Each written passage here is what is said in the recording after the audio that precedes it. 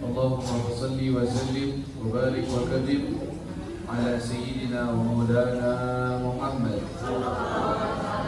Faqi babi rahmatillah adada ma fi ilmillah salatan wa salaman daimaini bidawami mulkillah wa ala alihi wa sahbihi wa mawalah. Amma ba'd. Puji syukur kita kehadirat Allah Subhanahu wa ta'ala yang senantiasa memberikan kepada kita curahan nikmatnya, terutama kita diberikan oleh Allah Subhanahu wa ta'ala nikmat Islam, nikmat iman, dan diberikan juga nikmat afiah, sehingga kita bisa berkumpul di tempat ini dalam tujuan untuk mendekatkan diri kepada Allah Subhanahu wa ta'ala, untuk menuntut ilmu, untuk mengenal kepada Allah, mengenal kepada sosok junjungan kita Nabi besar Muhammad sallallahu alaihi wasallam. Ya, juga saya berterima kasih juga untuk Sohbul Bait, tuan rumah, Pak Haji dan Bu Haji semuanya. Mudah-mudahan Allah berikan panjang umur, sehat walafiat kepada mereka, selalu dibimbing oleh Allah Subhanahu wa taala, selalu diberikan daripada kebaikan-kebaikannya. Amin ya rabbal alamin. Masyaallah hadirat rahimakumullah. Kita perkumpulan kita ini untuk kajian dan untuk juga menuntut ilmu, di mana sesuai dengan permintaan juga dari Sohbul Bait untuk ikut mengisi di tempat ini, yang mana alhamdulillah saya telah mendengar bahwa tempat ini sudah terisi dan banyak diisikan dengan majelis kegiatan-kegiatan yang baik, majelis maulid, majelis juga taklim, dan juga yang lainnya. Masya Allah, itu adalah tanda kebaikan dan insya Allah membuat keberkahan kepada yang punya rumah, keberkahan kepada warga sekitar, keberkahan bagi orang-orang yang hadir, dan keberkahan untuk semua, daripada bahkan kepada kota Sukabumi, bahkan kepada Indonesia semuanya. Sebelum kita memulai kita kajian, mungkin ada baiknya kita lebih kepada memperkenalkan diri, ya, karena saya kan baru juga di sini, orang baru. Saya ini nama saya adalah Ahmad bin Muhammad Al-Kaf, dari garis keturunan yang bersambung silsilahnya kepada Sayyidina Hasan atau Sayyidina Husain, anak daripada Sayyidina Fatimah Zahra radhiyallahu taala anha wa ardaha. Mungkin jemaah majelis ini sudah kenal yang namanya habaib, ya, atau habib. Sebenarnya kalimat habib itu apa sih? Jadi kalau istilah kalimat habib khususnya di negeri Indonesia kita, maksudnya adalah seseorang yang memiliki garis keturunan kepada Nabi Muhammad sallallahu alaihi wasallam. Tentunya kita tahu bahwa Nabi Muhammad memiliki putra dan memiliki putri. Tetapi Allah Subhanahu wa taala tentukan garis keturunan Nabi Muhammad sallallahu alaihi wasallam, cucu-cucu beliau itu dari putri tercinta beliau, yaitu Sayyidatuna Fatimah Zahra radhiyallahu taala anha. Itu sebagai khususiyat, keistimewaan khusus untuk Nabi Muhammad, bahwa keturunan beliau melalui putrinya, ya, karena dari anak-anak laki-lakinya Rasulullah semua daripada anak-anak beliau meninggal waktu kecil, ya, lalu yang lain juga ada putri-putri yang lain, tetapi keturunannya tidak terlanjut, tetapi yang berlanjut keturunannya melalui cucu Rasulullah, yaitu Sayyidina Hasan dan Husain, itu memiliki keturunan sampai sekarang. Nah, keturunan tersebut kita disebut para habib. Ya, para habib artinya dari kalimat kekasih atau yang disuka, dicinta, karena mereka adalah memiliki darah dari Nabi SAW, maka dicinta karena Nabi. Ya, karena nabinya, maka mereka dicinta. Maka itu namanya kecintaan kepada seseorang bukan berarti mengikuti secara mutlak. Perlu dipahami nih, beda antara kita cinta dan menghormati dengan taat. Kalau taat itu hanya untuk Allah dan Rasulnya, dan dengan bimbingan Allah dan Rasulnya, itu taat hanya untuk Allah dan Rasulnya. Tapi kalau cinta dan menghormati itu bisa saja. Jadi maksudnya saya gimana nih? Kadang-kadang yang namanya mungkin kita melihat seorang habib, ya, garis keturunan, tapi dia tidak istiqomah, ya, tidak jalan di jalan yang baik misalnya, atau mengajak kepada jalan yang nggak benar misalnya. Apakah kita sebagai pecinta mengikuti, pokoknya mengikuti dengan buta gitu aja, atau tidak? Maka jawabannya tidak boleh. Yang kita ikuti yang memang sebagai teladan, yang berilmu, ya, yang memiliki sanad ilmunya bagus, dia memang memiliki basis ilmu untuk membimbing seseorang. Tetapi kalau cinta nggak pandang ilmu atau tidak ilmu, cinta dan mengagungkan, ya, berilmu tidak berilmu, sama kayak anak kecil. Anak kecil kita cintai karena orang tuanya guru kita misalnya, kita cinta dia, terus ikutin dia, perintahnya apa aja, enggak. Tapi kita cinta, kita sayang. Kenapa? Kita memandang kepada kakeknya atau kepada Rasulullah SAW. Lalu saya, ya, terlahir menurut di KTP, ya, di KTP lahir di Jakarta. Walaupun aslinya kita lahirnya ketika itu lahirnya di Jeddah, di Saudi Arabia. Karena di saat itu bukan karena saya penduduk sana, memang warga Indonesia, cumannya orang tua lagi tinggal di sana, ya, kerja dan tinggal di sana memang di sana. Setelah itu kita pindah di Indonesia, memang menetap kembali di Indonesia.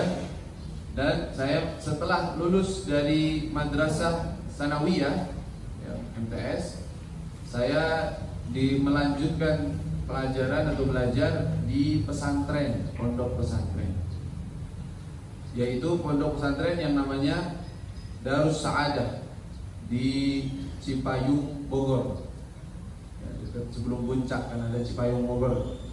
Di situ, yang mana guru saya di situ adalah Al Habib Mundir Al Musawa rahimahullah, dan juga Al Habib Quraisy Baharun, dan juga guru-guru yang lainnya.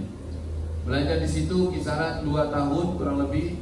Lalu kemudian karena terpengaruh daripada guru-guru juga, mendengar tentang kota Hadramaut, kota dari kotanya para wali Allah, kotanya orang-orang yang saleh, kota yang dipenuhi dengan ilmu, di mana ilmunya penuh keberkahan di sana.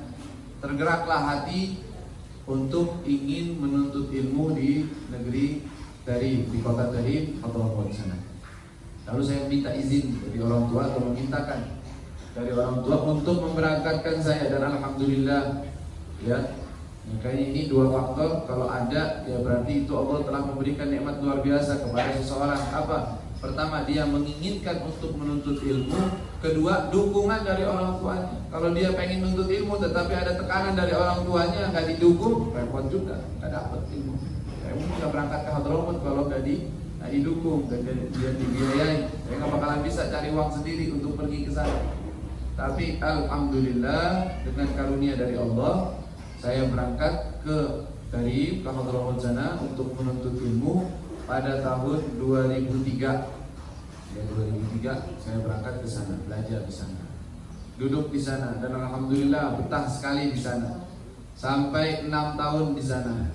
Dan tadinya rencananya pengen balik, lalu pengen balik lagi ke sana, masih pengen meneruskan pelajaran. Tapi karena keadaan yang tidak memungkinkan, akhirnya kita sudah tidak kembali lagi ke sana. Selesai memang pelajaran-pelajaran yang di ma'had tersebut sampai akhir dari pelajarannya, kisaran 6 tahun setengah, ya, saya di sana menuntut ilmu. Tetapi subhanallah, kalau ada orang kan kadang-kadang mondok pesantren lama udah bosan, udah nggak mau ke sana lagi udah.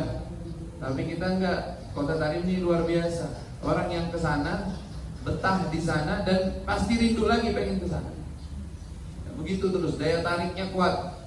Daya tariknya bukan karena ada gedung mewah, bukan, nggak ada di sana gedung. Daya tariknya bukan karena enak, karena memang nggak enak.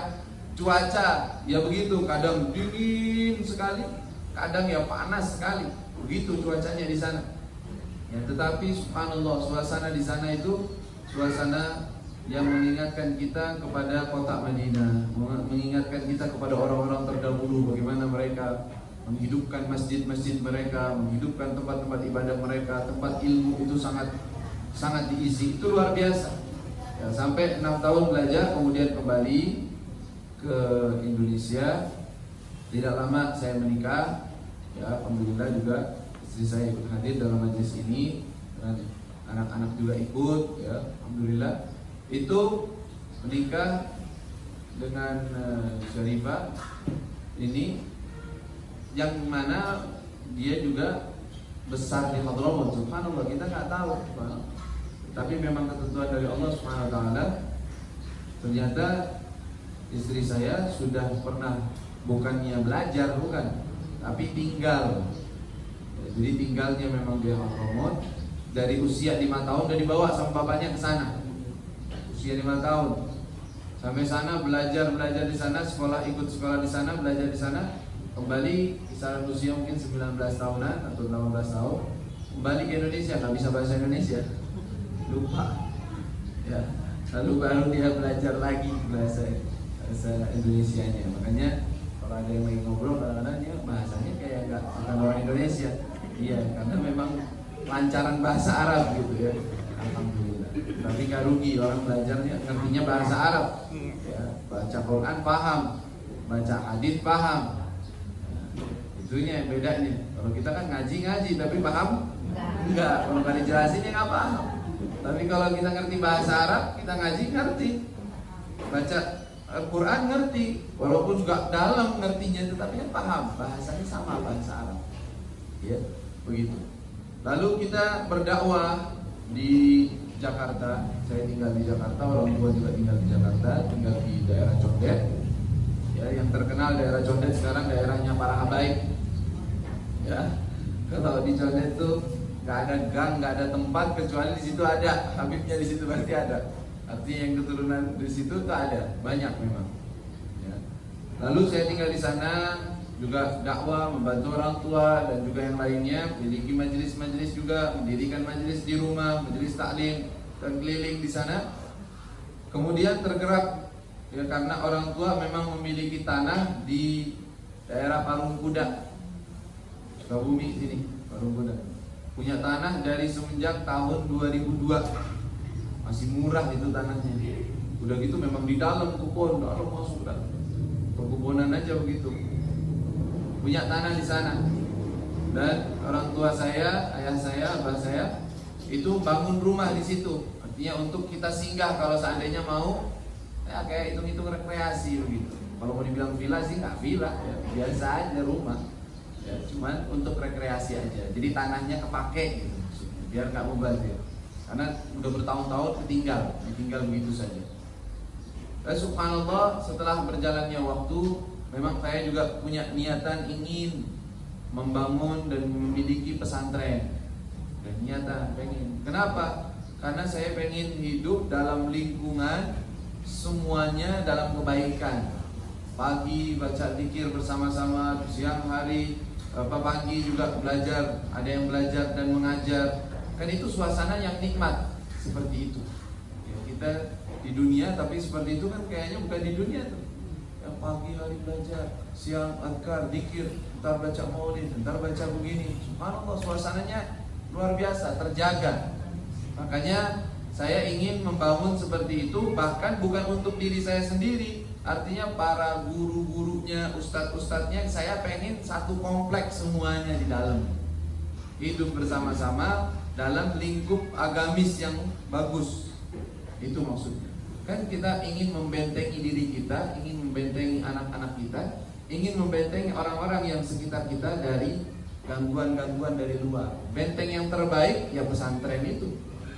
Ya, karena menjaga pergaulan terbatas. Ya kan? Kegiatan setiap hari ada ilmu. Kalau nggak belajar dia mengajar. Kalau nggak berkhidmat untuk ilmu, untuk mencari nafkah pun atau uang untuk kegiatan yang bagus. Jadi semuanya bagus. Itu dia tujuannya. Sempat cari-cari tanah, padahal tanah di Sukabumi udah ada memang. Cuman kita mikir, waduh Sukabumi macet. Ya, karena saya setiap bulan ke Sukabumi memang cek tanah gitu, ngeliat apa ada kambing apa sama orang tua saya biasa nganterin. Ya, setiap ke situ mau bangun pesantren di sini, jangan jauh, macetnya nggak kuat, ke Jakartanya nggak sanggup kita. Ya. Berlalulah waktu demi waktu. Allah kita istighfar, kita minta kepada Allah. Kita udah niatan mau di Jawa Tengah, tempat kampung orang tua di Kota Tegal, kayaknya nggak terbuka jalannya. Mau di Jakarta nggak terbuka jalannya. Pokoknya gitu. Akhirnya istighfar, kita ngerasa wah kayaknya nggak ada lain kecuali di sini. Memang harusnya ujung-ujungnya di sini.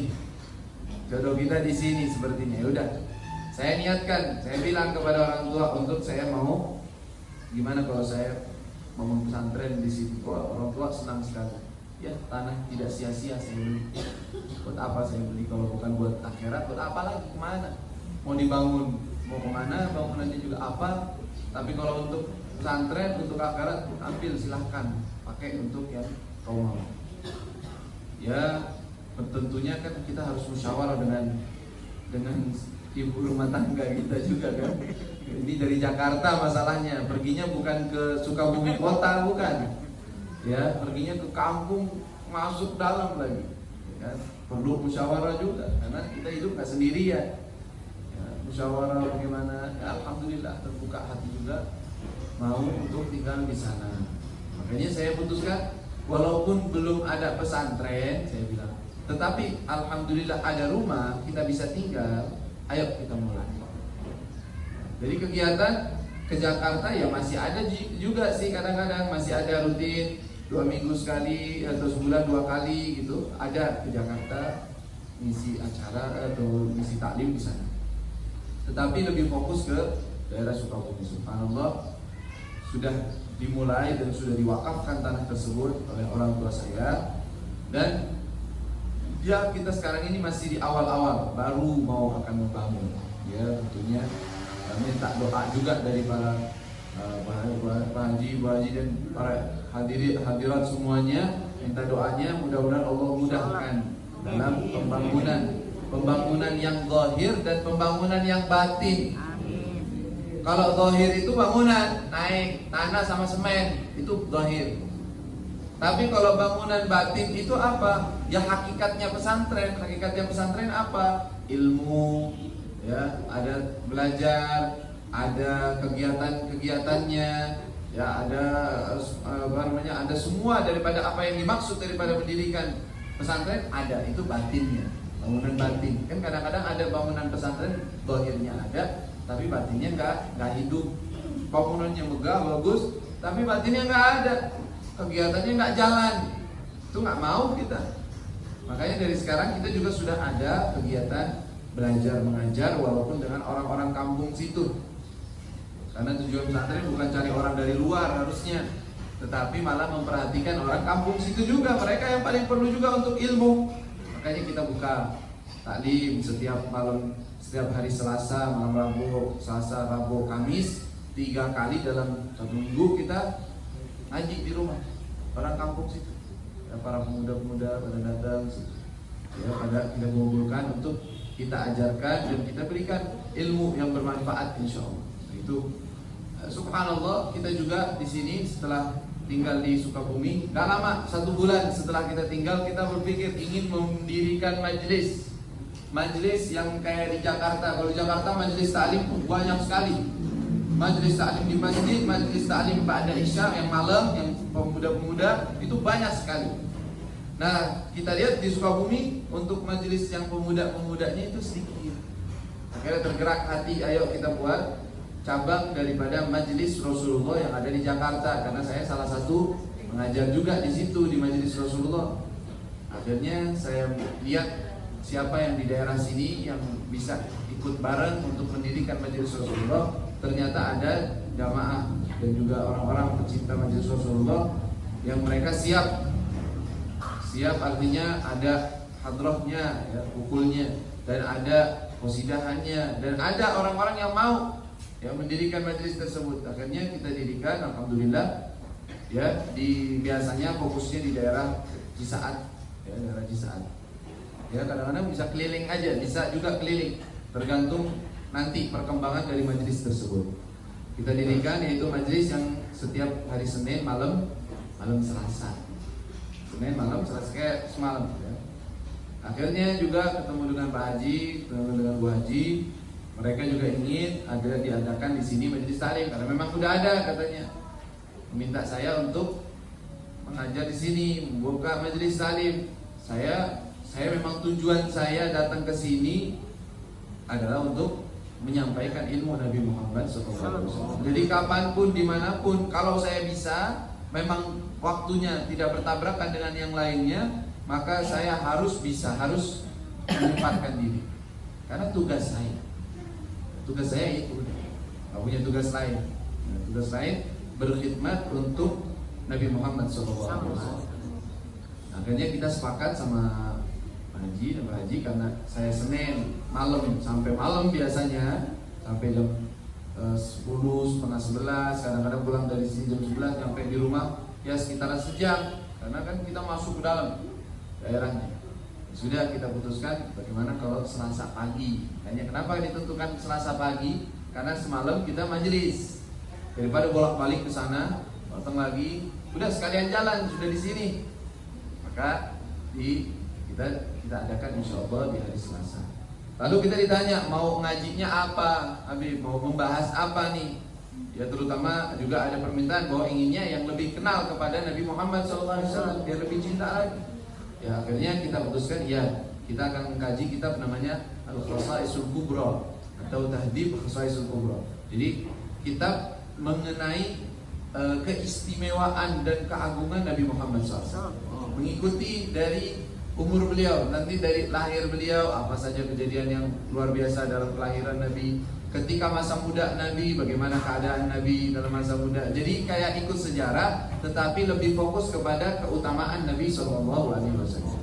Tujuannya apa? Tujuannya agar kita lebih kenal Nabi, lebih cinta kepada Nabi. Itu tujuannya. Kalau udah cinta sama Nabi, enak sudah. Ya. Karena orang kalau hidup di dunia, baru dia Muslim misalnya, lalu dia taat, artinya dia baca Quran, dia sholat 5 waktu, dia puasa. Tapi kecintaan kepada Nabi sedikit, biasa saja. Ya.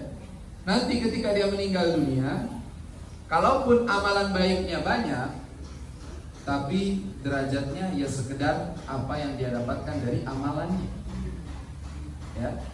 Tapi kalau didasari kecintaan, dia punya cinta besar kepada Nabi, rindu kepada Rasulullah SAW. Terutama otomatis kalau udah rindu, cinta kepada Nabi, cinta kepada orang-orang yang soleh, cinta kepada Allah dan Rasul dan yang lain.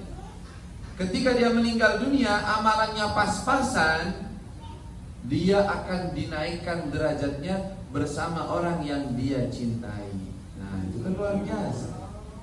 Padahal amalannya nggak sampai kemana-mana, tapi levelnya tinggi.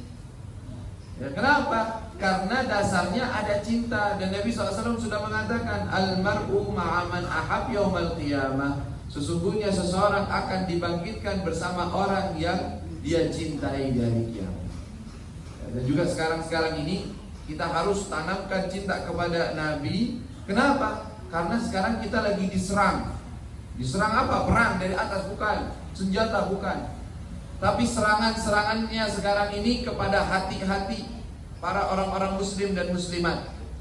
Hati mereka mulai digoyangkan agar bukan cinta kepada Allah dan Rasul, tapi cintanya kepada dunia, cintanya kepada artis, cintanya kepada penyanyi, cintanya kepada orang YouTuber sekarang tuh bahasanya, cintanya kepada Instagram apa tuh namanya, kalau artis Instagram saya lupa. Pokoknya begitu-gitu. Ya. Artinya hati mereka ini sedang berpaling kepada sesuatu yang gak benar. Kalau keadaannya begini bahaya. Udah amalannya pas-pasan, di hari kiamat dibangkitkan dengan orang yang dia cintai, ketemunya YouTuber. Kan repot. Iya kan? Ketemunya artis tuh, kok saya sama artis ini, ya kamu cinta sama dia, udah sama dia. Repot. Berarti tugas kita apa? Kita ganti ini hati yang lagi begitu, kita isi dengan kecintaan kepada Nabi. Nah cinta kepada Nabi, caranya cinta kepada Nabi gimana memang? Gak bisa orang bilang, cinta Nabi ya, cinta Nabi ya. Gak bisa begitu, karena hati manusia gak bisa dikontrol begitu. Tapi bagaimana caranya? Caranya kenalkan Nabi kepada umatnya, pasti mereka cinta kepada Nabi. Ya. Kenalin aja, kasih tahu tuh Nabi begini, tuh Nabi perjuangannya begini, Tuh Nabi kasih sayangnya begini, Nabi mengajarkan kita begini. Oh iya, subhanallah, luar biasa cinta kepada Nabi. Pasti otomatis. Ya, tak kenal maka tak sayang disebutnya. Gak kenal Nabi, gak cinta kepada Nabi, itu otomatis sudah begitu memang.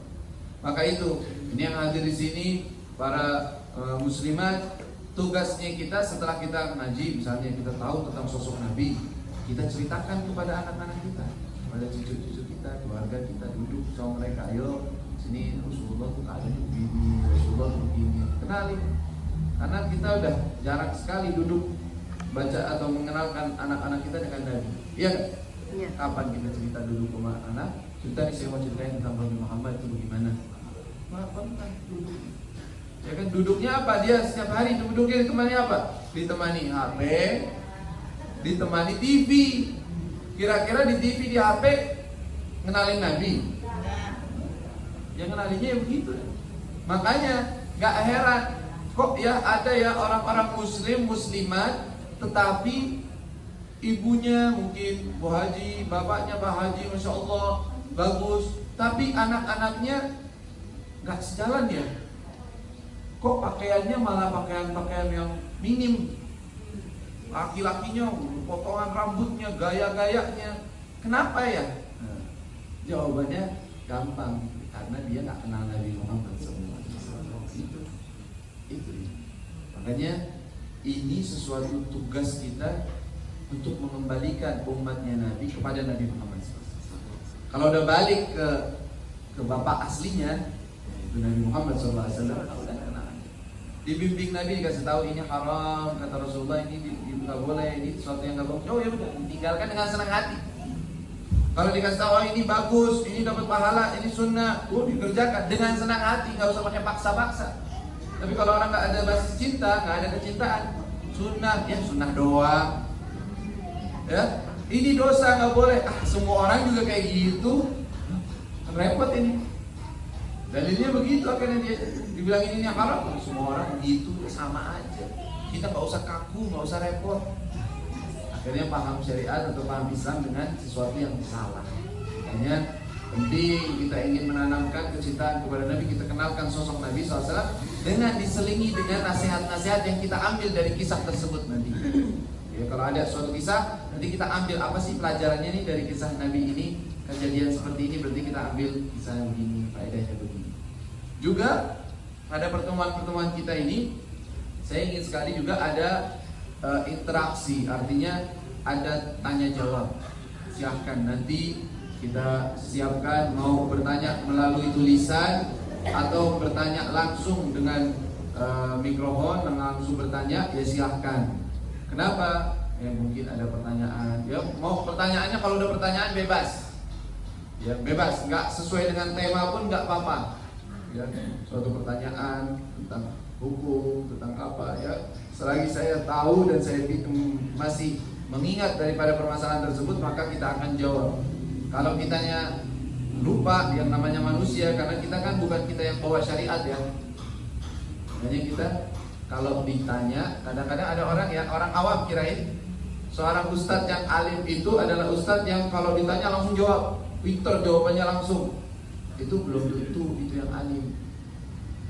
Kok bisa begitu? Iya, karena yang namanya manusia di mana-mana itu pasti ada lupa-lupanya. Pasti. Manusiawi itu. Khususnya kalau hukumnya itu memang harus merujuk kepada kitab-kitab para ulama dulu. Jadi nggak boleh seorang ulama itu main tebak, bukan tebak-tebakan syariat Islam itu. Begini, enggak, ini haram, kan ada begininya, ada hadisnya begini. Padahal dia nggak pernah telaah ulama bicara apa tentang hukum tersebut, apakah ada perbedaan pendapat, apakah pendapatnya yang begini atau begitu. Itu nggak boleh sembarangan berfatwa, malah jadinya haram. Makanya Nabi SAW pernah mewanti-wanti kita, orang yang paling cepat dalam sabda Rasul SAW kurang lebih maknanya orang yang paling cepat memberikan fatwa, artinya terburu-buru dalam menjawab suatu pertanyaan tanpa dia berhati-hati, maka dia paling cepat masuk neraka. Jadi bukan di dalam surga, bukan. Makanya sebagian ulama mengatakan kalimat Allahu a'lam bagi orang yang berilmu itu separuh ilmu.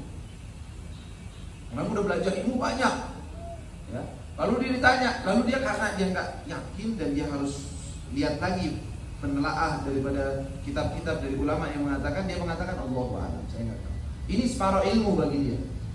Kalau berilmu, tapi kalau orang yang nggak berilmu mengatakan Allahu a'lam, memang harus ngomongnya Allahu a'lam, nggak boleh jawab. Sekarang juga kita tuh punya permasalahan yang bahaya juga. Ada orang-orang bukan orang alim, bukan orang yang berilmu, dia menjawab sesuatu yang urusannya agama.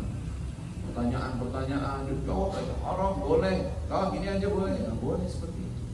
Ya makanya kalau seandainya pertanyaan dan itu memang kita tahu jawabannya, sudah kita pelajari, maka kita akan sampaikan.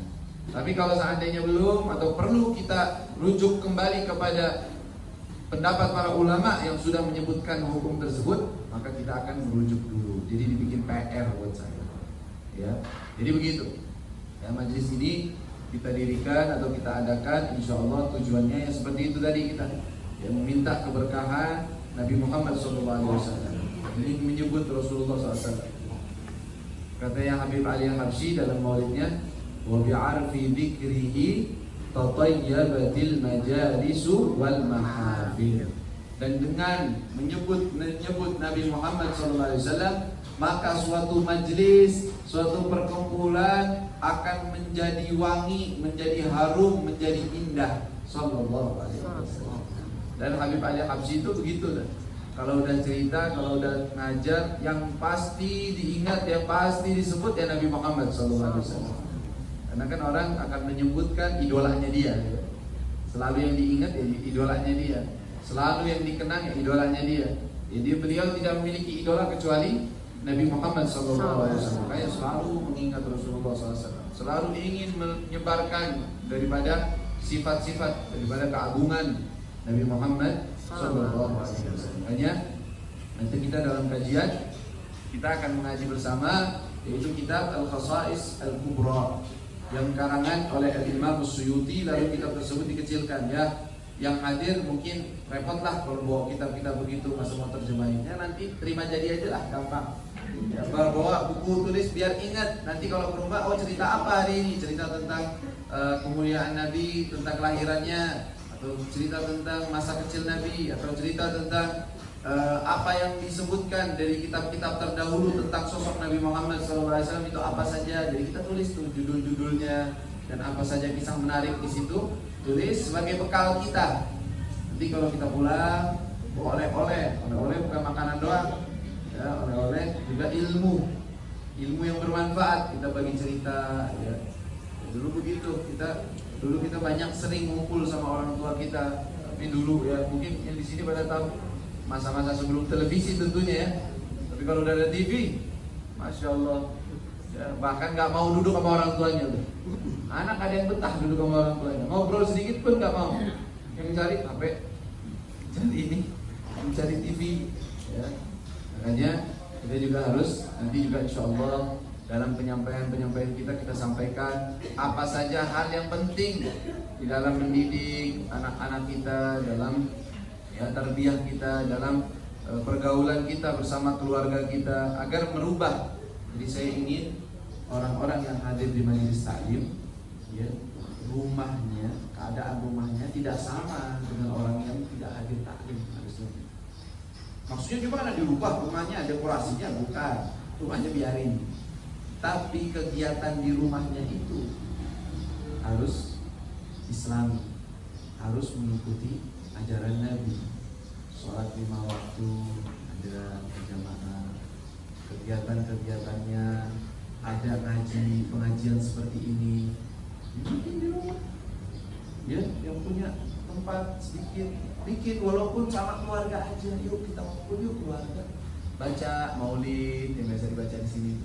Baca misalkan roti, baca zikir bersama, sholawat bersama. Ingetin, oh ini kemarinan saya. Oh bukan berubah jadi ustazah, enggak harus jadi ustazah. Cuman berbagi ilmu. Berbagi, saya kan kemarin ngaji, saya dapat ilmu nih, saya mau kasihkan kepada kalian juga biar kalian tahu ilmunya. Bikin di rumah-rumah kita, ya, usahakan agar berubah keadaan rumah kita menjadi rumah yang Islam. Kemarin kita disebutkan oleh Al-Habib Alwi ketika datang beliau mengisi ceramahnya, beliau mengatakan apa? Rumah yang dibacakan maulid, rumah yang islami seperti itu, bahkan ruh Rasulullah SAW akan kunjung ke rumah tersebut. Ya, rohaniyat Nabi SAW. Karena Rasulullah juga ruhnya beliau bukan ruh yang terikat. Kalau seandainya ruhnya orang-orang yang mati syahid, pernah di zaman Nabi SAW ada seorang yang mati meninggal dalam keadaan peperangan. Salah satunya Sayyidina Ja'far bin Abi Thalib, ya, masih misanannya Nabi, masih sepupu dengan Nabi SAW.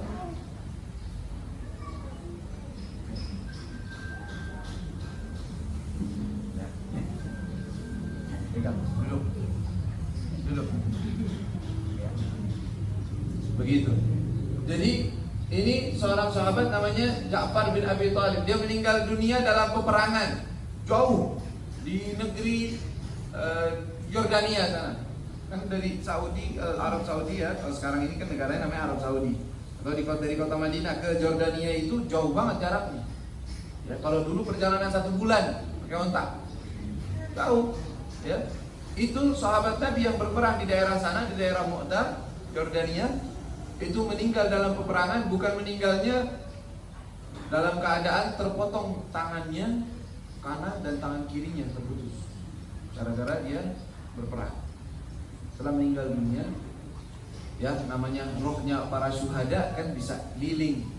Pertama langsung diantar ke surga, dilihat surga yang akan nanti dimasuki rohnya aja. Kalau nanti di akhirat masuk surganya dengan jasadnya, ya. Kalau mereka dalam keadaan nikmatnya surga gitu, ruh mereka mau diantar ke surga. Ketika dia mau diantar ke surga, dia bilang apa kepada para malaikatnya? Jangan ke surga dulu, kemana? Saya mau ketemu Nabi Muhammad SAW dulu. Ya, karena pintunya surga di sana. Saya rindunya Nabi. Kalau surga gampang. Kalau pengen ketemu Rasulullah, pengen memberikan salam kepada Nabi, dulunya aja rindu kepada Rasulullah. Datang ke hadapan Nabi, dia pergi ke kota Madinah. Rasulullah lagi duduk bersama para sahabat, dan kejadian peperangan itu Rasulullah bercerita. Lagi perang di sana, Rasulullah kayak bahasa kita kayak lagi live cerita. Sekarang yang memegang daripada panji fulan.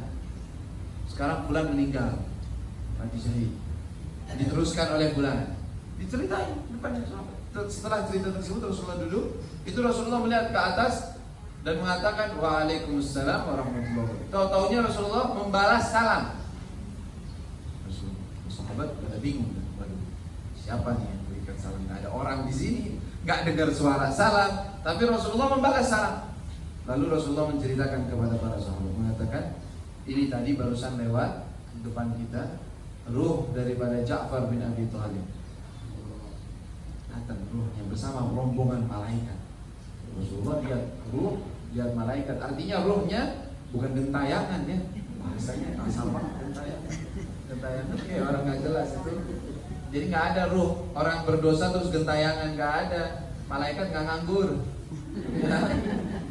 Yang bisa dibilang gentayangan atau maksudnya ada kebebasan, bukan gentayangan, tapi ada kebebasan diberikan orang-orang yang mati syahid seperti itu, atau ulama, atau para anbiya itu memiliki seperti itu. Nah, ruhnya itu katanya Nabi datang ke sini, dia nggak mau pergi ke surga dulu, tetapi dia mau memberikan salam kepadaku.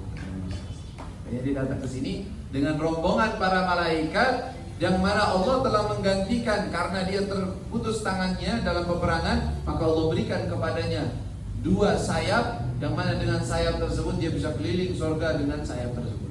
Makanya disebut dengan nama Ja'far At-Tayyar.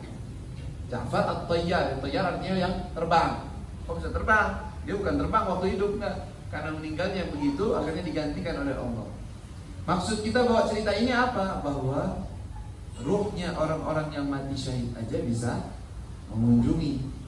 Dalam riwayat juga mengunjungi keluarganya, melihat keadaan mereka, lalu dia kembali. Tapi kan nggak bakalan nampak gitu depan orang, ya. Kenapa nggak nampak? Karena beda alam. Alam ruh dengan alam jasad beda. Makanya tidak nampak pada manusia. Tetapi ya bisa aja ada sebagian orang yang Allah kadang-kadang bukakan hijab, lihat sebagian, tapi setelah itu dia tidak lihat terus seperti itu. Itu bisa aja. Dan itu kejadian apa ya? Omongan orang banyak yang seperti itu. Saya kayak dia. Ada yang lihatnya seperti mimpi, setengah mimpi. Fulan datang ke sini, saya lihat, tapi nggak tahu saya ngimpi nggak ngimpi. Itu bisa saja benar, ruhnya datang, kunjung. Dan itu cerita-cerita semacam itu sudah ada. Bahkan ada yang ruhnya itu datang ke alam mimpinya orang tersebut. Ada beneran. Seperti ada orang ini, nih dia dua sahabat karib dekat sekali. Dia bilang, kalau salah satu dari kita ada yang meninggal duluan, janji ya saling kunjungin temannya. Kalau kita kan takut, suruh kunjungi. Dan jangan deh, nanti ketemu aja di sana. Baru dia enggak, dia bilang kunjungin saya. Kalau nggak bisa, kalau nggak di alam nyata, alam mimpi. Subhanallah, meninggal salah satu dari mereka, didatangi. Benar, dari alam mimpi dia datang. Fulan, iya saya. Gimana keadaanmu di sana? Alhamdulillah. Allah SWT ampuni kita dengan berkatnya majlis, dengan berkatnya begini, saya mendapatkan karunia dari Allah begini dan begini, keadaan saya baik. Bangun tidur, alhamdulillah, itu kabar gembira. Kan begitu. Para ruh begitu bisa saja terlihat, apalagi ruhnya Nabi Muhammad SAW. Kalau seandainya orang yang mati syahid aja bisa begitu, bagaimana dengan Nabi Muhammad SAW? Makanya rohaniyah Rasulullah SAW bisa aja hadir, bisa. Kan Rasulullah di kota Madinah. Jadi kalau roh itu tidak terpaku dengan tempat, bukan seperti jasad. Ya, ruh itu ya, kok kita repot-repot sih. Sekarang kita dengan teknologi canggih, ngomong sama orang di luar negeri, orang jauh, bisa nggak? Bisa. Kayak kelihatan nggak? Kelihatan orangnya nggak depan kita? Kelihatan. Itu alam masih alam jasmani nih, masih alam biasa, duniawi masih. Bagaimana dengan alam ruh? Ruh itu jaraknya berapa ribu kilometer ya sama aja di dia, nggak jarak bukan. Makanya kalau ada orang mengatakan, tapi kan kita ketika berziarah kepada Nabi di kuburannya, itu Rasulullah kan ada di kuburannya, ya kan? Para Nabi semua ada di kuburannya. Ketika salam mereka membalas salam, itu sudah ada hadis-hadisnya. Betul. Di sana ada, ketika hadir Rasulullah di tempat lain ada bisa. Karena semuanya ya kayak video call lah. Gampang kan, gampang contohinnya kan. Video call. Saya lagi di Sukabumi, di Jakarta, di Yaman. Padahal saya di mana? Sukabumi jasadnya. Nah, itu jasad. Nah, roh juga begitu. Jadi rohaniyah Nabi SAW bisa mengunjungi suatu rumah. Bahkan nanti banyak dari mereka yang bermimpi berjumpa dengan Nabi Muhammad SAW pada mimpinya. Ya, banyak sholawat, cinta sama Nabi. Kadang-kadang dikaruniai oleh Allah di dunia banyak mimpi Nabi. Ketemu sosok Nabi Muhammad. Ada yang sampai salaman, ada yang sampai bertanya sama Nabi, ada yang sampai diwasiati sama Nabi suatu amalan. Bisa seperti itu. Ya, itu gimana coba nikmatnya? Di orang hidup di zaman 1400 tahun setelah Nabi ketemu Nabi. Luar biasa kan? Walaupun dalam mimpi, emang bisa kita ketemu Nabi dalam mimpi. Pertama bisa. Banyak itu kan? Udah banyak yang seperti itu. Kedua, apakah benar nih yang saya mimpikan itu benar-benar Rasulullah? Kalau sudah Rasulullah, pasti benar itu Rasulullah. Kenapa kok bisa begitu? Karena Rasulullah sendiri yang bilang, "Man ra'ani fil manami fa inna ma yarani haqqan, fa inna syaitan la yatamathalu bi." Ya, kan? Siapa orang yang melihatku, kata Nabi, dalam mimpi, maka sesungguhnya dia telah melihatku secara nyata, benar-benar itu aku dalam mimpi. Bukan setan. Setan nggak bisa menjelma. Kalau kita ketemu orang tua, orang yang kita itu, bisa aja setan yang menjelma seperti orang tersebut, ingin merusak pemikiran kita, ingin merusak akidah kita, bisa aja. Ya, walaupun orang yang membaca dzikir, orang yang itu biasanya terjaga. Orang yang terbuka, yang biasa nggak baca dzikir, tidurnya sembarangan, dengan kotor, dengan sesuatu yang tidak baik, bisa aja seperti itu. Setan datang menjelma sebagai orang tuanya, sebagai apa, ngasih tahu yang. Tapi kalau udah seperti Nabi, itu pasti itu Nabi Muhammad. Pasti, itu nyata. Rasulullah yang kita hadapi. Makanya salah satu kenikmatan dunia yang terbesar yang Allah berikan kepada kita di alam dunia ini adalah salah satunya melihat kepada Rasulullah SAW. Mimpi Nabi itu banyak sekali. Salah satunya kita diceritakan sama Habib Umar, guru saya almarhum. Beliau cerita bahwa ada seorang perempuan datang kepada seorang syekh atau guru ulama, nangis. Kenapa ini anak? Ini orang kelihatannya mungkin anak tinggal ada yang meninggal dari anaknya atau apa gitu. Tangisannya luar biasa. Ada apa itu? Tenang aja. Ada apa? Iya syekh, saya mau mengeluh kepada syekh, mau nanya apa? Saya sedih sekali ini. Kenapa? Saya sudah 3 malam tidak ngimpi Nabi. Syekhnya bingung. 3 malam tidak ngimpi Nabi. Terus kenapa emangnya 3 malam kita bermalam-malam nggak ngimpi Nabi? Terus kenapa? Iya, saya biasanya setiap malam mimpi pasti kelihatan. Setiap malam. Iya. Tapi ini udah 3 malam. Saya nggak ketemu Nabi, nggak tahu saya ini salah apa. Sedih. Nangis, sedih banget. Katanya, memang amalan ibu ini apa sih? Sholawat ibu berapa sehari? Sholawat saya, kalau saya tidak salah, itu 100.000 kali kalau nggak salah. Tiap hari sholawat. Pantesan ketemu Nabi kalau begini. Sholawatnya nggak berhenti. Ya, ribuan kali sholawat kepada Nabi SAW. Saudara sini Muhammad SAW, saudara sini Muhammad SAW, saudara sini. Terus lisannya sholawat kepada Nabi. Ya orang yang kayak begitu datang ketemu Nabi SAW waktu mimpi itu ya wajar. Ya, wajar. Makanya seperti guru kita juga Al-Habib Mundir Irfan dan Musawah, itu beliau luar biasa. Sosok yang kita lihat memang benar-benar kecintaan kepada Nabi itu apa ya? Kalau kita bahasa kita tuh luber dari orangnya. Bahasanya luber. Tahu luber? Itu hati kayak penuh cinta sampai cintanya itu keluar. Karismanya cinta kepada Nabi kelihatan dari orang tersebut. Enggak dibuat-buat, enggak pakai. Kalau ketemu saya cinta Nabi, enggak. Kelihatan dari sosok. Beliau sholawat kepada Nabi itu 1000 itu udah harus dibaca. 1000 nggak bisa lepas. Dan belum pikirnya begitu banyak. Itu sering berjumpa dengan Nabi SAW. Mimpi Nabi itu sering sekali. Bahkan beliau pernah, ya beliau sendiri yang ceritakan, ya, beliau pernah mimpi Nabi, dia menangis di hadapan Nabi dalam mimpi. Dia bilang, ya Rasulullah, saya udah nggak mau lagi hidup di dunia, saya mau ketemu, saya mau bareng sama Rasul aja. Kalau kita kan betah di dunia, mana ada? Artinya mau mati, itu artinya minta cepat mati. Ya Rasulullah, saya mau mati aja, udah saya nggak mau. Padahal beliau lagi dakwah, padahal beliau lagi keadaan yang luar biasa. Udah saya nggak tahan lagi, kerinduan saya ini nggak bisa tertahankan. Kata Rasulullah, ketika itu dia mimpi usianya masih 30 berapa, 37 atau berapa. Kata Rasulullah, nanti kalau kau sudah 40 tahun, kau akan bertemu kita. Janji nama Nabi. Dia bilang kepada Allah, saya dijanjikan nama Nabi Muhammad 40 tahun saya akan meninggal. Jadi kalian gak usah bingung katanya, kalau saya meninggal. Jadi subhanallah, usia 41 tahun beliau meninggal dan rindu dengan Nabi Muhammad SAW.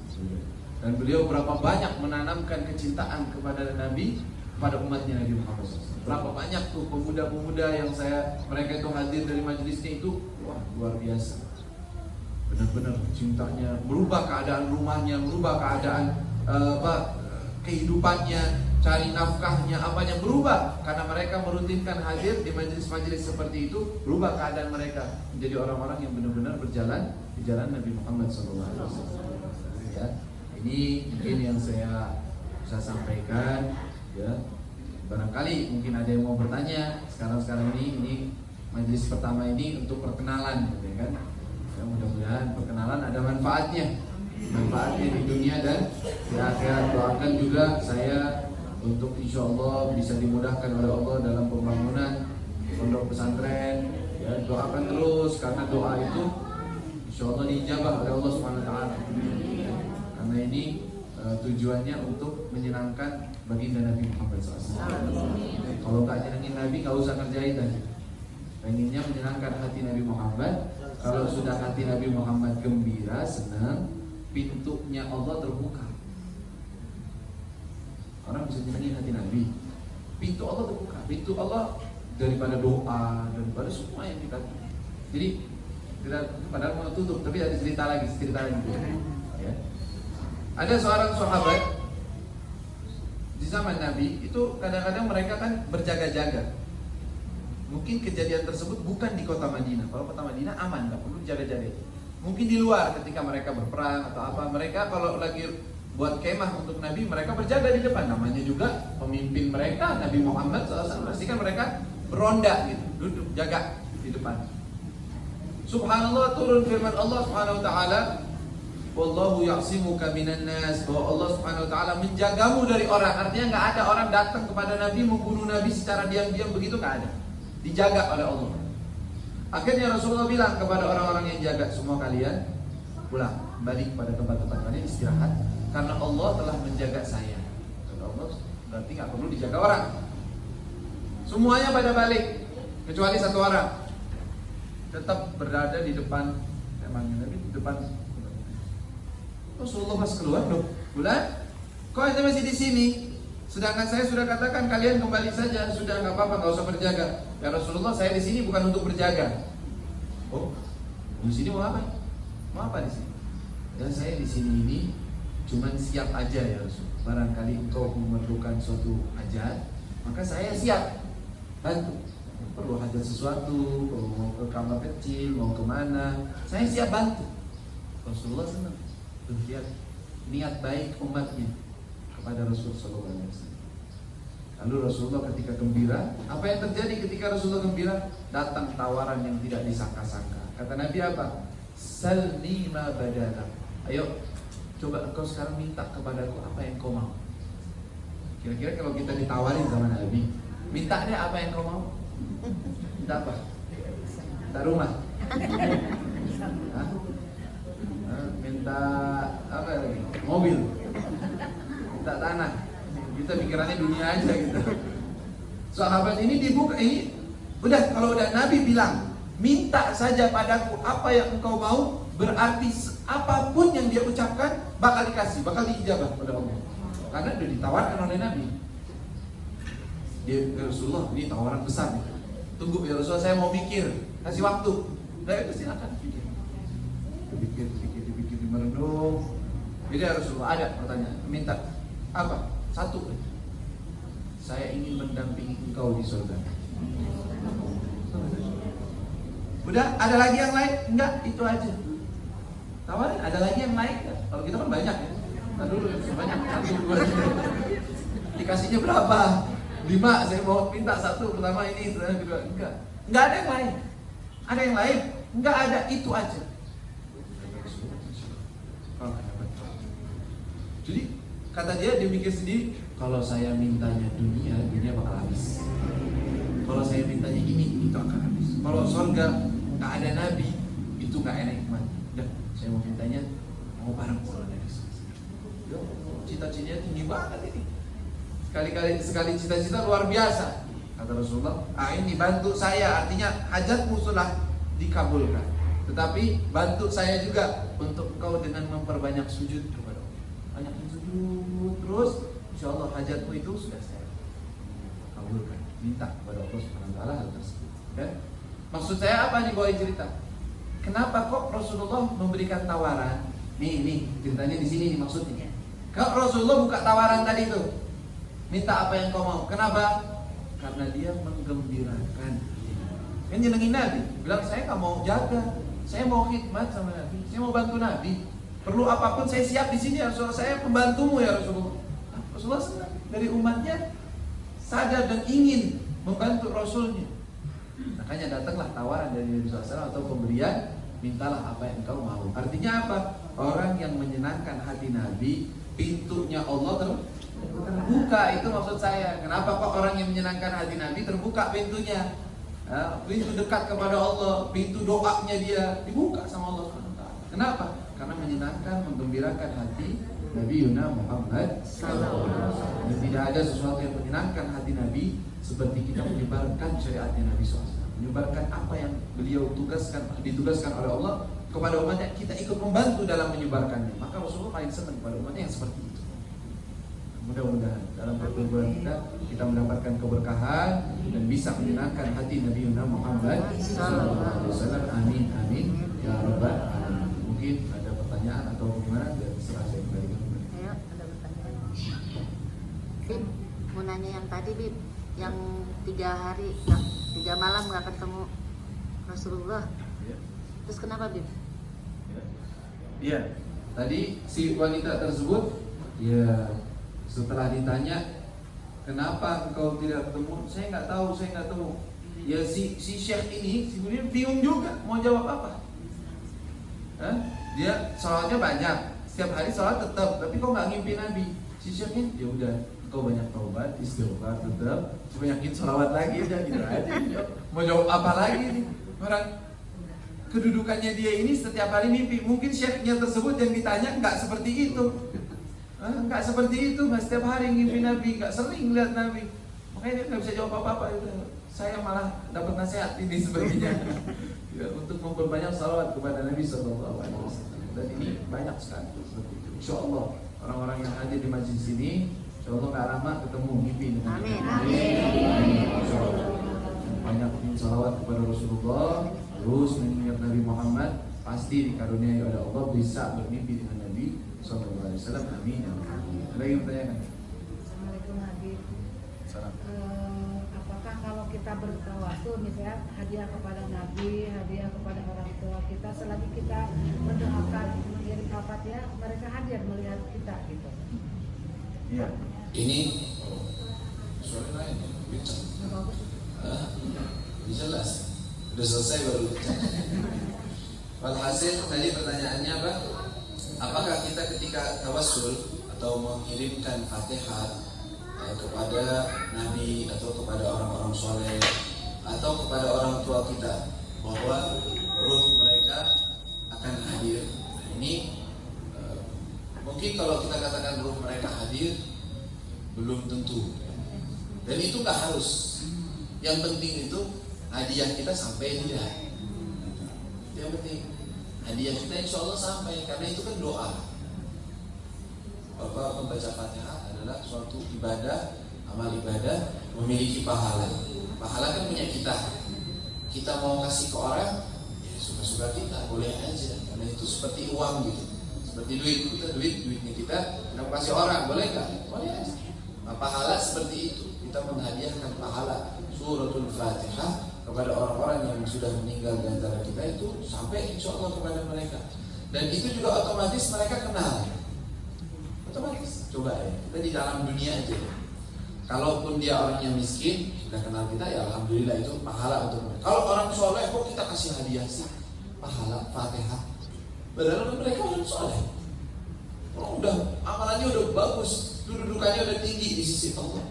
Iya, itu hadiah kepada orang yang soleh. Itu namanya hadiah perkenalan. Biar mereka kenal kita. Kita hadiahin setiap hari kepada Nabi, kepada orang-orang soleh, Fatihah dan pahala yang lain. Kan mereka dapat tuh. Ya, ada malaikat khusus ini fulan kasih itu pahala seperti ini. Maksudnya, Masya Allah ini fulan tiap hari nama kita. Nanti di akhirat, ketika mereka memiliki kedudukan di sisi Allah, dicari itu fulan mana, fulan di mana, fulanah mana, yang setiap hari kirim saya Fatihah mana orangnya. Kan mereka juga memiliki syafaat bisa. Oh kalau mereka, oh alhamdulillah dia sudah masuk surga, sudah amalannya dan dapat syafaat dari yang lainnya misalnya. Ya sudah, saya akan menggantikan, diangkat derajatnya, mintakan kepada Allah apa sesuatu spesial untuk orang tersebut. Dibalas. Mereka kan orang-orang yang tahu balas budi. Ya di dunia aja mereka kalau dikasih sesuatu mereka balas kebaikan orang. Apalagi mereka di alam barzakhnya, di alam ruhnya. Maka salah satu faedahnya, jadi yang perlu kita itu bukan mereka hadir tidak hadir. Nah itu kan tergantung keadaan orang tersebut. Ya ruhnya kan berbeda-beda. Orang yang mati syahid, orang para nabi itu beda-beda. Makanya kita nggak usah memikirkan seperti itunya, tetapi memikirkannya ini adalah pahala kita sampaikan kepada sana, perkenalan kita dengan orang-orang tersebut. Makanya orang banyak menghadiahkan pahala gitu. Untuk cerita pahala yang dibagikan ya, Ibnu Qayyim dalam kitabnya dan para ulama menyebutkan bahwa ada orang mimpi lihat alam kubur, orang-orang di kuburan semua lagi sibuk ngambilin jatah pahala. Nah, semua lagi sibuk ngambilin jatah pahala. Kata dia, ada apa kalian? Ya, ini fulan, kalau apa ini adalah pahala kiriman daripada doa orang-orang mukmin yang hidup. Mereka mengirimkan, kita perebutan. Ada satu orang di sana duduk santai aja, nggak ikut rebut-rebut. Ditanya, kenapa kau duduk santai di sini? Nah, kalau saya, alhamdulillah, anak saya orang soleh, setiap hari mengirimkan doa kepada saya, jadi saya tenang aja. Ada terus. Subhanallah, senang. Oh ya, subhanallah, berarti doanya. Jadi ini cuma sebagai pembuktian, ya nggak harus dalil Quran hadis, tetapi itu pembuktian yang orang lihat sendiri dalam ilmu, dalam mimpinya. Lalu dia mimpi lagi setelahnya. Melihat semua lagi pada berebutan, orang yang tadinya duduk santai ikut berebutan juga. Fulan, kenapa dia ikut ngambil juga dari mereka? Kata, iya, anak saya meninggal dan tidak ada yang melanjutkan membacakan doa lagi kepada saya. Akhirnya terputus, saya ikut berebut juga, saya mau aja buka hasanah, kebaikan. Makanya tradisi di Indonesia luar biasa, saling mendoakan terus bagi orang yang meninggal. Meninggal, dahulu kita doakan lagi. Bahkan orang-orang yang sebelum kakek-kakek kita semuanya, yang muslim, kita doakan mereka semua. Mereka senang dapat pahala. Datang pemahaman-pemahaman katanya jangan mendoakan orang yang udah meninggal, kesian banget. Allah aja suruh kita doakan kok untuk orang meninggal. Sholat jenazah doain orang meninggal, ya kan? Sholat jenazah anaknya doang yang sholat atau orang lain? Kenapa nggak suruh anak aja? Katanya mereka kan yang gak bisa amalan itu hanya dari anak yang soleh. Ikutin hadis, ceritanya memahami hadis, contohnya bengkok pemahamannya. Ya, waladun soleh ulah itu kan amalan dia. Anak Adam itu terputus amalannya kecuali 3. Salah satunya anak soleh. Ya udah anak soleh aja yang doakan katanya. Ada yang begitu. Nah, kalau sholat jenazah anaknya aja suruh sholat jenazah. Nggak usah. Emang kan lagi sholat jenazah doanya apa? Allahumma gfir lahu warhamhu. Itu doain siapa? Anaknya, orang lain. Ya kalau nggak ada faedahnya, nggak ada gunanya, buat apa kita sholatin dia?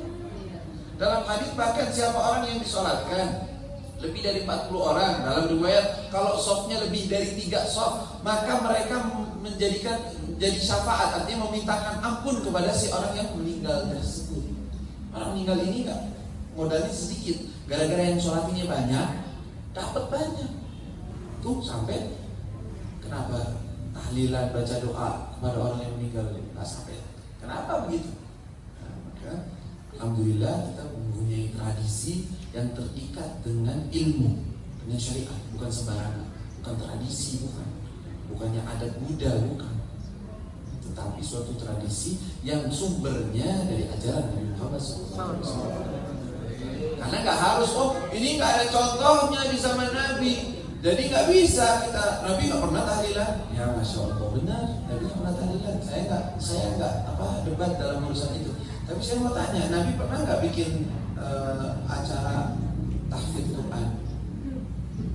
Kan mereka begitu kan basisnya Quran ya, bagus.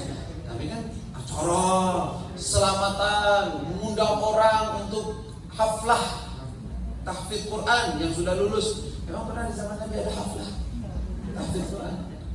Nggak ada. Hafal ya hafal aja udah. Kenapa kalian bikin acara? Pernah nggak bikin pesantren? Nabi bikin pesantren? Tak ada. Nabi nggak ada. Berarti kalian bikin adat sesuatu yang tidak ada di zaman saya aman. Enggak, kalau versi mereka aman. Kalau versi kita salah. Ini repot.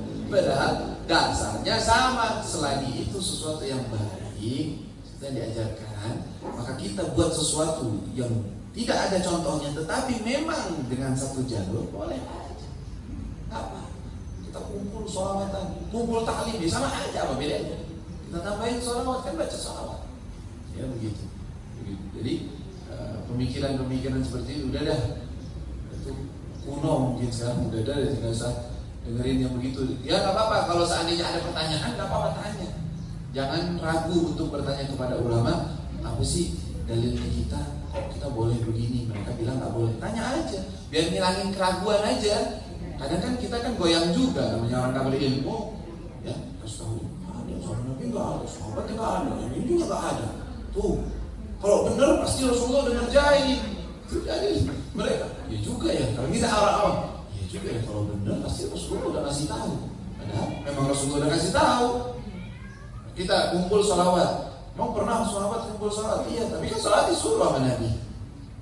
Berarti kan aslinya ada. Ya. Mengenang sirah Nabi Muhammad, baca riwayat hidup Nabi Muhammad.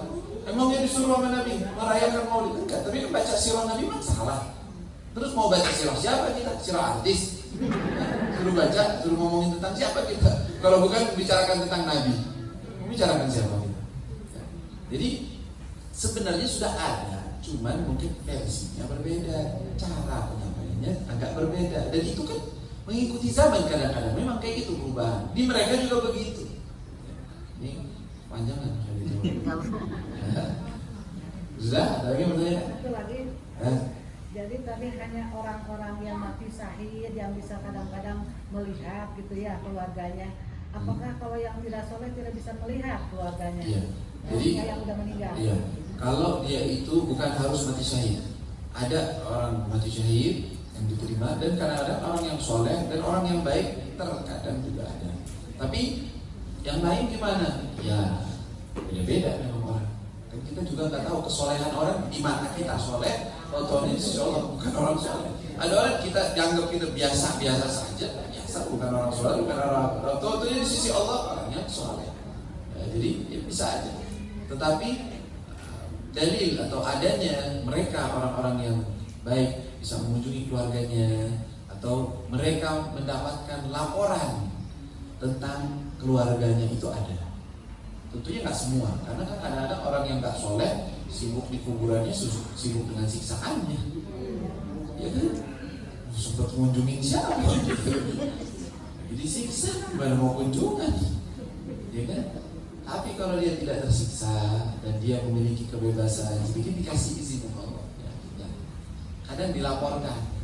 Makanya salah satu tafsir ayat Allah SWT firman Allah, wa qul i'malu fasayarallahu 'amalakum wa rasuluhu wal mu'minun. Dalam ayat ada lagi amalakum wa rasuluh, bahwa beramallah, sesungguhnya Allah dan Rasulnya dan orang-orang mukmin akan melihat amalan kalian. Secara zahir kan ya amalan kita dilihat sama orang mukmin. Enggak, ada riwayat bahwa orang yang meninggal dunia akan dilaporkan amalan keluarganya. Ya, ada riwayatnya, hadis. Kalau Rasulullah SAW mengatakan orang-orang yang mukmin di rumah, di kuburannya dilaporkan tentang keadaan keluarganya. Kalau mereka mendapatkan keluarganya dalam keadaan jalan yang baik, mereka alhamdulillah, ya, mereka jalan sesuai. Kalau mereka dilaporkan ternyata keluarga mereka dalam keadaan tidak baik, tidak sesuai, ya Allah, mereka berdoa untuk orang mati meninggal, lain orang yang hidup. Dia bilang, ya Allah, jangan matikan mereka kecuali pada jalan yang Kau telah matikan kami, ya Allah. Minta kepada Allah. Kalau tambah soleh orangnya, tambah memiliki kedudukan di sisi Allah, diijabahi doanya. Allah Subhanahu wa Ta'ala, tergantung kedudukannya di sisi. Mudah-mudahan kita semua tergolong orang-orang yang soleh. Soleh. Amin. Gimana? Cukup. Jadi yang meninggal bisa berdoa, Habib? Bisa. Bisa. Kirain selesai. Dan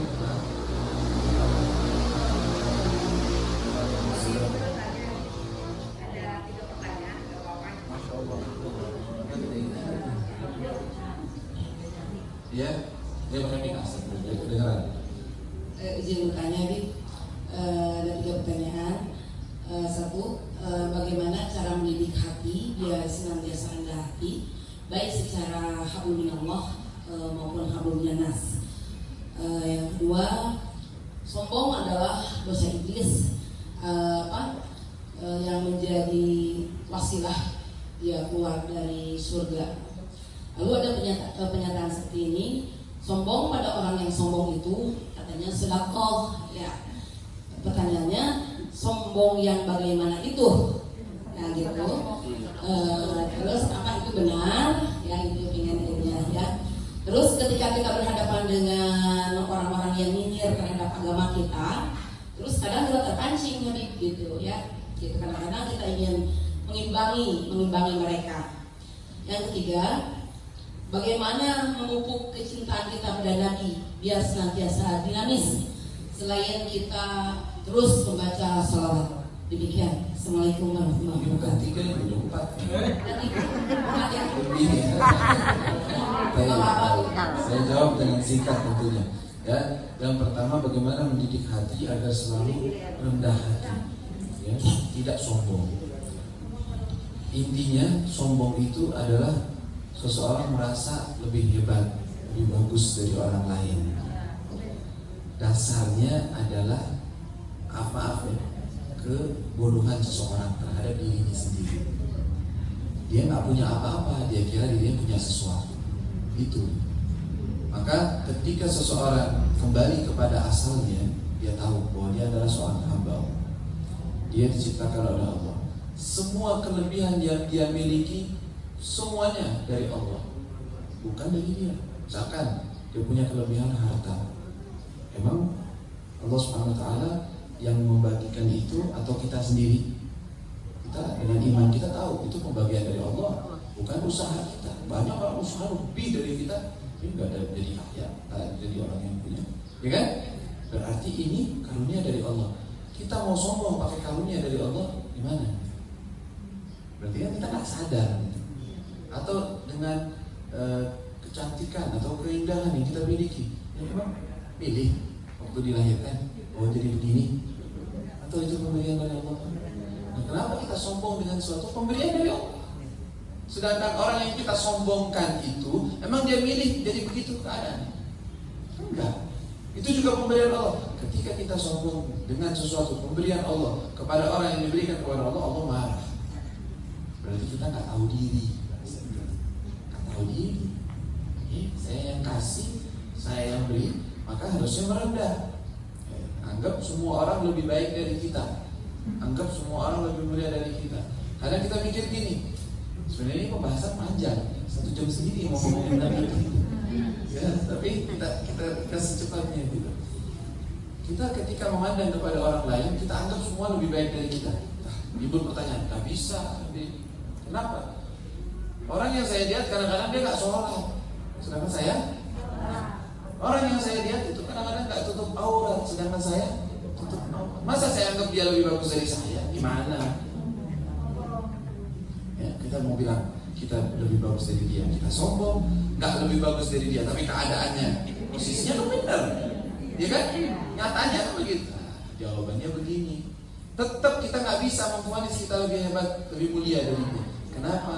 Karena yang namanya kemuliaan itu nanti, bukan sekarang. Sekarang ini posisi Anda lebih mulia, posisi ya, bukan kedudukan. Posisi keadaan Anda sekarang lebih mulia dari orang yang berbuat maksiat, betul. Dan boleh kita mengatakan posisi saya sekarang belajar ilmu ini lebih mulia dibandingkan orang-orang yang nggak belajar. Posisi, bukan sayanya. Kalau sayanya itu, kalau nanti sudah masuk surga, diterima semuanya, lulus, baru bagus. Dia tidak lulus, nggak apa-apa. Berarti kapan kita bisa memvonis diri kita lebih mulia dari orang? Kalau sudah masuk. Kalau belum masuk surga, semua masih ada kemungkinan, gitu. Dengan seperti itu hilang sombong.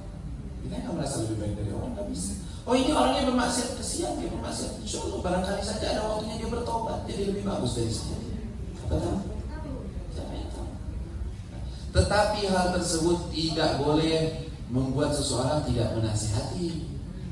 Orang salah, Pak, jangan nasihati. Kenapa? Barangkali nanti dia bakal jadi lebih baik. Ya kalau gitu, saya juga nggak usah nasihati, nggak usah taklim. Barangkali kalian lebih bagus sudah selesai dong kalau begitu. Lah nggak boleh begitu. Kalau begitu ceritanya, Nabi nggak usah diutus sama Allah. Ya kan? Enggak. Jadi tetap yang salah kita kasih tahu.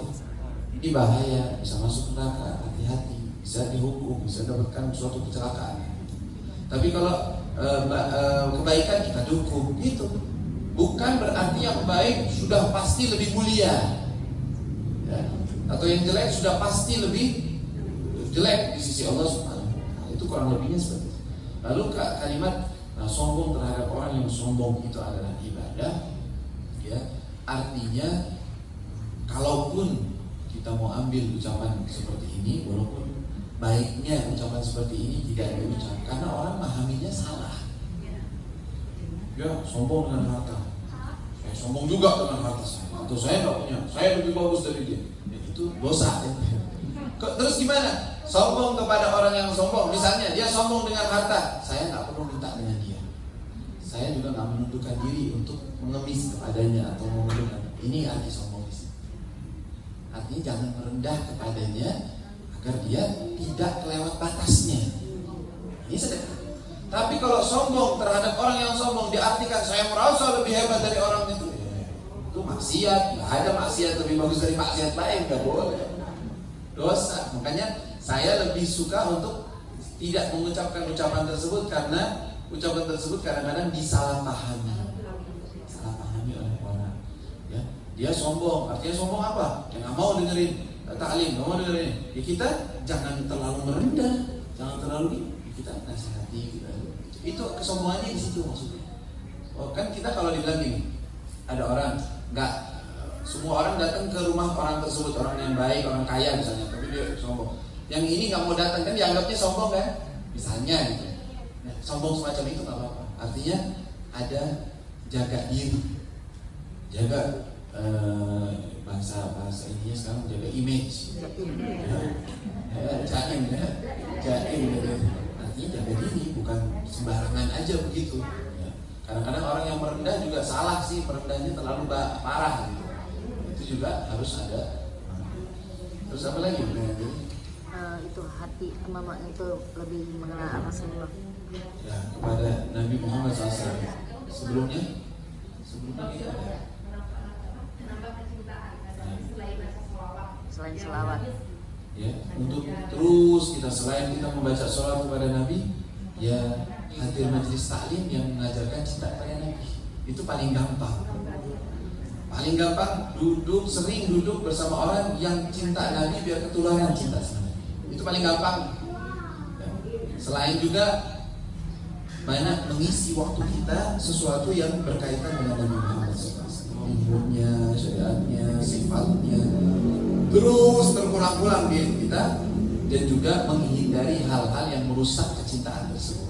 Apa merusak tontonan yang tidak benar, menghabiskan 1 jam, 2 jam dalam kelalaian, nonton itu terbawa hati kita, terbawa suasana semua. Apa? Cerita-cerita fiktif aja. Kan itu berarti kan kita dimainkan, dihabiskan waktunya, dihabiskan juga perasaan kita pada hal-hal yang ada gunanya. Akhirnya cinta sama nabinya ya begitu. Pas lagi majelis kecintaannya naik. Pas ke rumah lempem lagi. Ya, untuk stabil ya begitu. Hadirnya banyak, ininya dikurangi nih, yang satunya yang rusak nih. Apa yang dilihat juga yang benar. Kontrol semua harus begitu memang sekarang. TV yang ditonton gak sembarangan, sinetron apa aja tonton, film apa aja cakep ceritanya yang penting tonton ya. Kalau begitu ya cintanya begitu dah, gelombang naik turun naik lah. Repotnya kalau datang sakaratul maut lagi turun, repot. Masih syar, insyaallah nggak begitu ya. Makanya jaga, harus biar naik terus. Ini dimatikan atau dihentikan, kecilkan, nanti ini naik. Tapi kalau enggak ya begitu naik terus. Nggak selesai. Makanya ada orang begitu ngeluh sama saya kalau di majelis kayaknya udah luar biasa, bikinnya cinta Nabi, banyak sholawat 1000 kali setiap hari. Pas sampai rumah Korea ketemu orang Korea, nabinya hilang. Dan begitu. Iya, karena kata Imam Al-Haddad, mata dan telinga itu 2 pintu langsung masuk ke hati, nggak pakai rem lagi. Kita nonton, kita dengerin, kita tahu ceritanya, masuk ke hati pasti, hatinya goyang. Karena nggak mungkin kecintaan kepada Nabi, kepada orang soleh bergabung dengan kecintaan orang-orang fasik, itu nggak mungkin bergabung. Jadi pasti gitu ya. Kalau begini ya begini. Berarti cinta kepada Nabi, benci terhadap mereka nggak suka. Gitu. Arti benci mau benci, enggak. Artinya, aduh orang Korea, ayo saya lihat mereka. Aduh artis-artis nggak jelas ini, bajunya sembarangan, ceritanya pacaran nggak jelas semuanya. Apa cerita ujung-ujungnya cuma pacaran. Oh ya pacaran. Terus ini nggak ada cerita lain apa yang bermanfaat. Ya kan? Karena orang ya namanya tontonan TV itu maksudnya biar ditonton, biar sesuatu yang membawa perasaan orang biar tertarik. Itu tujuan mereka. Jadi mereka tujuannya kasarnya mempermainkan perasaan. Kalau orang perempuan katanya laki-laki suka mempermainkan. Kalau menurut saya enggak, TV yang suka mempermainkan perasaan. Iya kan? Iya kan? Ini begini ceritanya. Ini sedih banget. Ada yang kebawa nangis. Allah perasaannya digoncangkan. Akhirnya salawatnya lupa. Ada lagi katanya mau salawat, saya mau nonton tapi sambil salawatan. Ini bukan salawatan, ini mejeng aja, ini megang doang ini. Ya, mau harus itu Muhammad tapi nontonnya masuk ini. Salah. Kalau nontonnya Bikir, ya, yang tontonan bagus, ya mungkin ya saya mau kasih tahu, mungkin sebagian di sini banyak pakai parabola ya, banyak. Atau dari yang lain itu ada channel TV yang kita buat, salah satunya yang kita dukung juga namanya Nabawi TV. Nabawi TV itu channelnya yang membuat para habaib, para ulama, maksudnya untuk dakwah di dalamnya. Gak ada sesuatu, bahkan iklan aja kita nggak taruh di situ, orang-orang nggak taruh. Kenapa? Karena iklan itu repot katanya. Satu orang nggak pakai, auratnya terbuka, ini. Keteknya terbuka. Ini orang iklan repot lah. Kita nggak pakai iklan. Makanya mereka berjuang dengan begitu susah untuk apa? Menyampaikan. Jadi orang melalui televisi kan, kalau sekarang kan banyak kan di HP ya. Zaman sekarang lah, zaman milenial bahasanya itu. Bahasanya HP, nggak kenal TV lagi sekarang. Tapi kan ada orang-orang masih TV.